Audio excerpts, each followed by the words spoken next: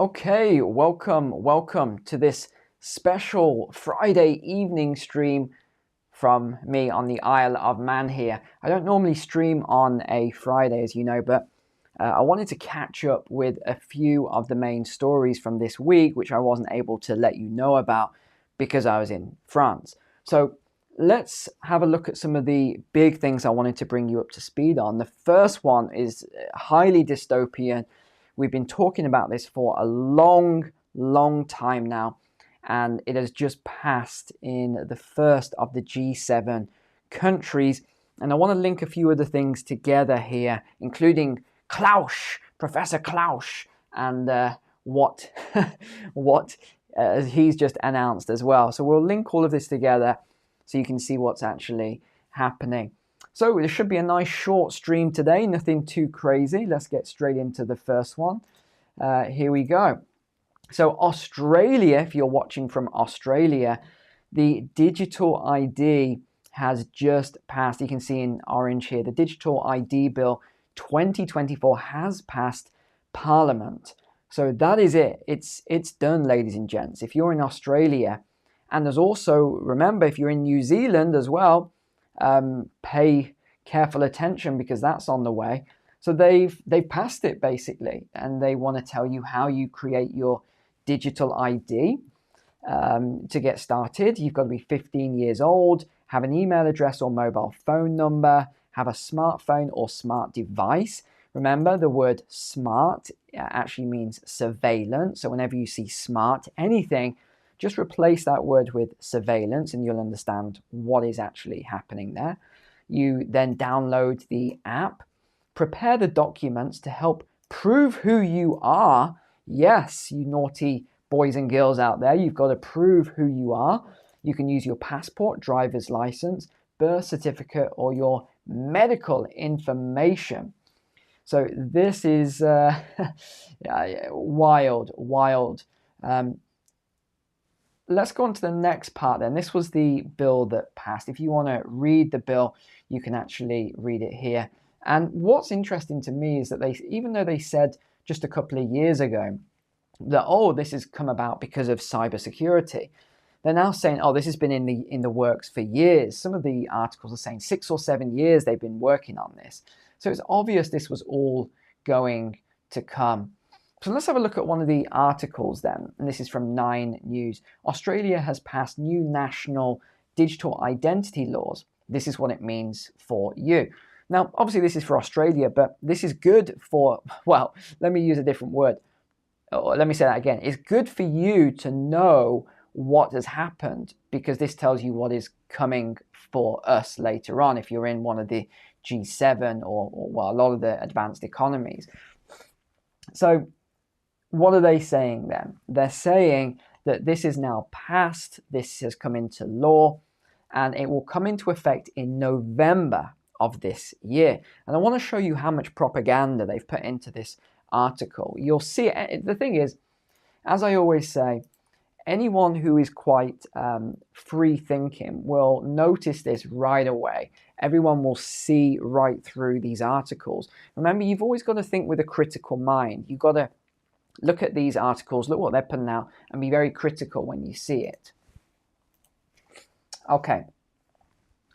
So why do you need them then? Well, the answer is you don't need them. You don't need it at all. This is all about surveillance. They say then that the system allows you to quickly identify yourself without having to provide points of ID. Well, why? Like, that doesn't even make any sense anyway. They're calling it a painful process, right? So they're using all of these sort of words. They give examples. Okay, if you get pulled over by the police, you can scan your face, show your digital ID, and that way you can prove who you are. Well, why do I need to prove who I am anyway if a police officer pulls me up? I mean, I'm not really sure. Yes, if I've done some sort of a crime or they're investigating something, but I mean, I don't really get it. Why, if someone just decides they randomly want to pull me over, do I have to provide all of my personal information that they says they can download? Well, I don't really want all my personal information being downloaded by by someone. But okay, let's go with it, and let's say this is a good thing for security and policing and everything else. Let's just go with that line. This is where it gets a little bit grey though for me. In fact, it's over the line. The thing that they say this, the thing I like about this scheme is they're talking about also having third parties involved. No one said that. Let's just be upfront. No one that they surveyed said this. They're making it up. They're pre-programming yet again. Oh yeah, what do you think of this new digital ID, Mr. Jones? Well, I tell you, I can't wait to have these third parties involved. Yeah, he didn't say that. No one said that. So what are the benefits? In short, security. No, it's not about security. It's about surveillance. This is what it's about. Now, this is where you know that the article's made up. Are there any concerns about the digital ID? Yes, dozens of them. Well, no, only one remains apparently. There's just this one. And what is this one? Is it surveillance? Is it how it could be used to control us? No, it's voluntariness, inclusion. Yes, inclusion, it's all this new ESG stuff. Some people wouldn't be included in it, and their accessibility, this could be discriminatory towards them. Come on, no one said this. This is not what was raised at all. The biggest risk is that it's got all your data and that you can't do a lot of stuff unless you provide this information. And of course, we talked about years ago the Black Mirror episodes, didn't we? Where, all the digital ID, and then it gets linked to a social credit score, and then it gets linked to your banking. And this sort of stuff already, this is not, sometimes people will say, oh, Neil's exaggerating here. This will never happen in the world. It already exists. You look at China, it exists there already. I was telling someone, it was a while back now, that if you have a low social credit score, the way you can increase it, this is what a Chinese person told me, by the way, was that you do either like social work, I don't know how to describe it, but you do sort of public work for free and that can boost it, or you give a donation and then that donation goes to the government or whoever and that boosts your score. And someone said that doesn't exist. That's not true. I had to actually prove it to someone because they didn't exist. That was a thing. They didn't believe that was actually a thing when it really is. So there's a lot of things that are going to happen here. It's a lower threshold than we would have liked to have seen. So we would advocate that any law enforcement or police access needs to be highly restricted and for investigation of serious crimes only. So they're saying that was the only thing that was raised. No one had any other concerns. It's actually a really decent piece of legislation, someone said. No one said that. I mean, what? Maybe this lady who put it together. Now, as I was going through, I saw this small print here, and I almost overlooked it. But then I went back and said, okay. So remember, this is all about security, and it's about helping the government and the police force to police you better, to make sure that people are who they say they are, even though there's open borders everywhere. But now all of a sudden they want to police better, find out who people are. I mean, it's a joke. But look what it says.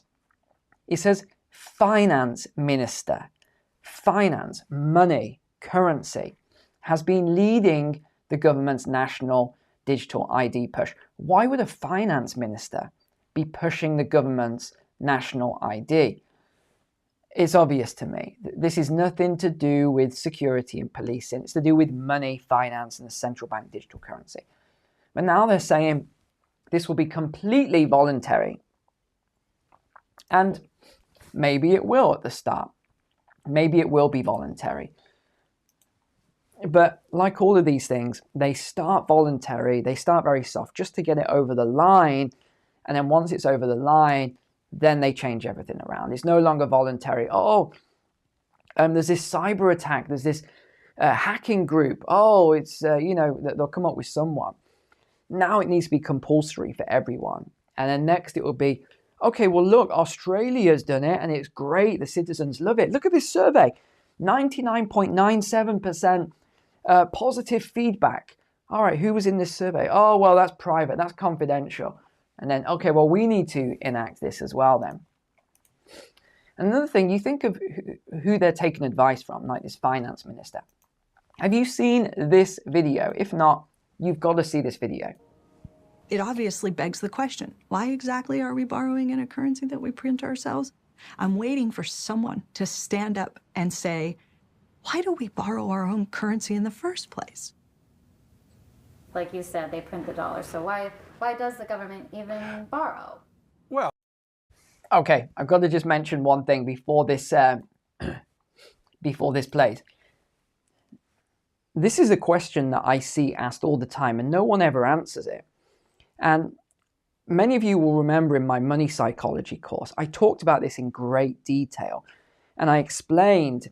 I mean, I don't know if I could have gone into any more detail on how the system works in terms of money, because if you don't understand the psychology of money, you'll never get to keep your money. I see this all the time when, I know I don't mentor as much as I used to, and I'm saying that now because if I mention mentoring, people will start saying, oh, is it open again? I'm not doing it at the moment because I'm trying to get the course going, the new course release. But if you think about, even when I'm mentoring people and they say to me, Neil, I just can't get ahead. I'm making all this money, but I can't get ahead. I don't understand why. It's because the system is designed in this way to stop you from getting ahead. That's why it's tiered. Right? You think of the UK, what's the tax system? It's like 20%. Then it goes to 40%. Then it goes to 45%. Then there's 12% national insurance or whatever it is today. The more you earn, the more you pay in taxes. And then there's all sorts of other taxes all around it. So it's designed in this way. So can they just print money and, so you don't even need to pay taxes? The answer is yes, they can. They can do that. But that's not how the system is designed. The system is designed to keep people in their positions. I know a lot of people or economists will say, oh, that's a load of baloney. That's just a conspiracy theory or whatever people say. That is, from all of my research going back through history and economics, that is my view. And no one's going to change my mind on that. That is what I think is the truth around it. They can print money. They can. There's no reason to pay taxes. But that's it. But anyway, let's hear what this man has to say, who is the advisor to President Biden. Okay? So President Biden's economic advisor. well,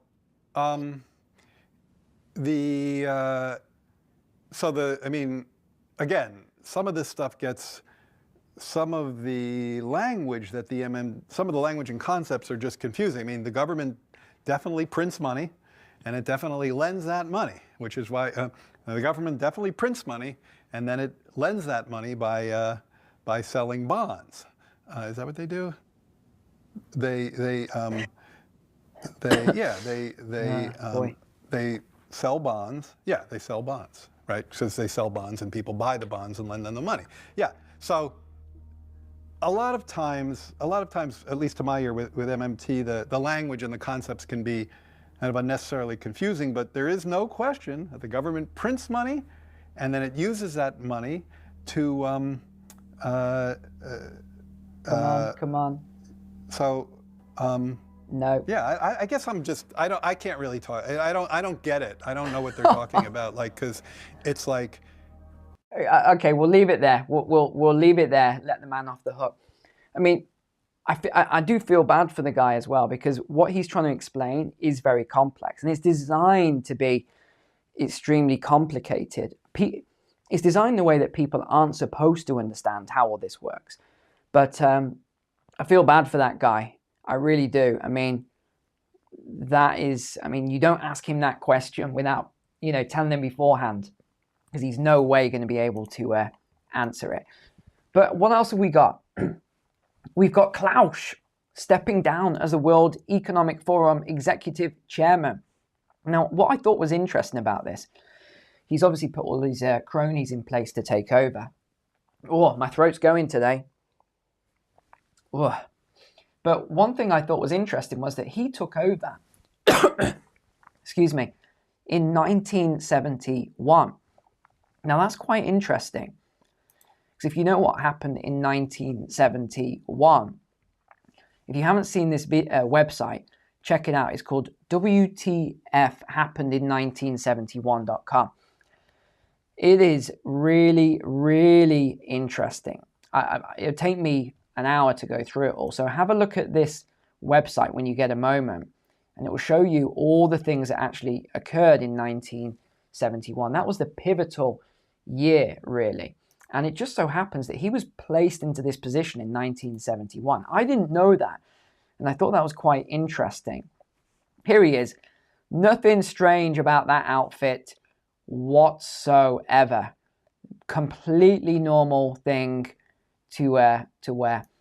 Now, the last thing I wanted to mention, which was big news over the last week, was China dumping the largest amount of US treasuries in history. And there's a lot of different viewpoints on this. I'm going to kind of sit in the middle on it. Some people think it's because China's having a major currency crisis and they need to sell. Others think it's because they're trying to move away from the US dollar. I'm kind of sitting in the middle, and Bloomberg's saying they want to diversify away because of the risk, sanctions and conflict and all the other things. You probably heard China's been doing a lot of exercises around Taiwan at the moment. And if you listen to CNN, it's because they're going to invade any day.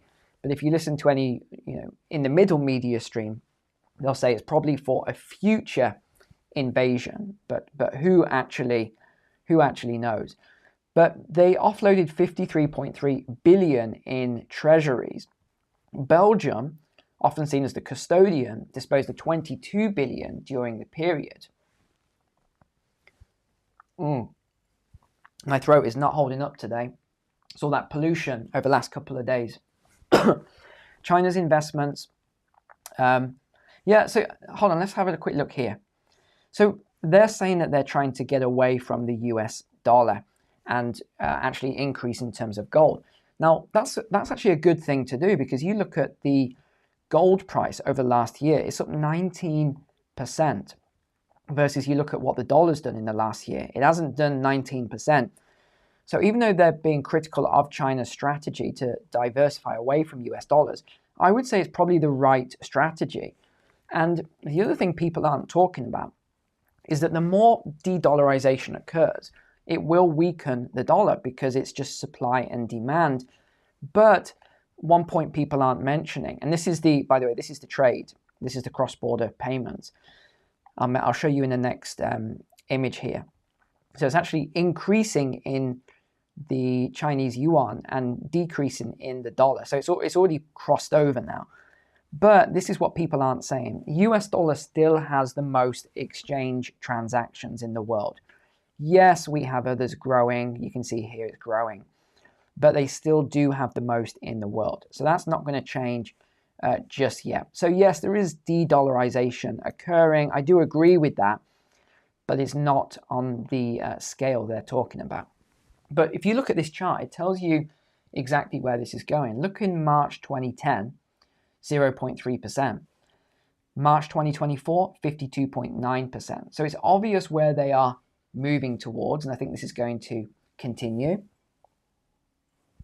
And you can even see the USD 2013 to 2022. It's actually up 1.5 percentage point. But the yuan is up 5%. So we can see where this is. We can see where all of this is going towards. It is going towards de-dollarization. But I think you've got you've got a bit of time yet. I don't think it's going to happen, like some of these articles. Oh, it's going to happen next month. Not really. I think you're going to see more countries move towards BRICS with more membership this year, and they'll start to do cross-border payments in their own currencies. You know what? My voice has gone, ladies and gents. You can probably see my eyes are watering here. I'm not sure what's going on. Probably all that pollution in France and Birmingham the last week. So I'm going to cut the stream short here before my voice absolutely gets destroyed. Thanks for being online. Take care. God bless. I'll see you next week.